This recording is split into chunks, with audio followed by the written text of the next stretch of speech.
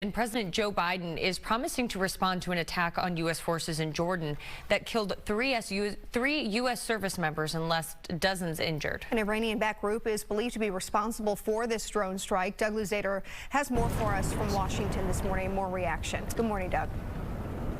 Good morning. The president says there will be a response at a time and place of the U.S. choosing in response to this attack on U.S. forces, one of many attacks in recent weeks. This U.S. base in Jordan isn't large, but it appears to have come under direct attack from a drone at night.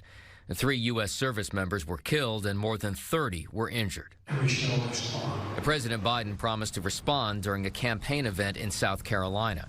This is the deadliest attack on U.S. forces since 13 were killed during the botched withdrawal from Afghanistan back in 2021.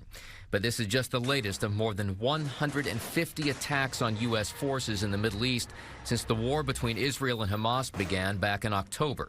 And U.S. intelligence believes a group backed by Iran is behind the strike. We are now going head-to-head with Iran, and the lives of our American servicemen are at risk. There are fears that this could lead to a wider regional conflict, drawing in more U.S. forces. But thus far, Iran is undeterred. Attacking the proxies is something we should do, but we should also look at targets in Iran and send a strong message to not only Iran, but to Iran's backers, which would be China and Russia. At the same time, on Capitol Hill, there are bipartisan calls for the president to seek input from Congress. It should be a decision of Congress, and I would be hesitant to send any more troops into a situation where Iran is baiting us into some kind of conflict.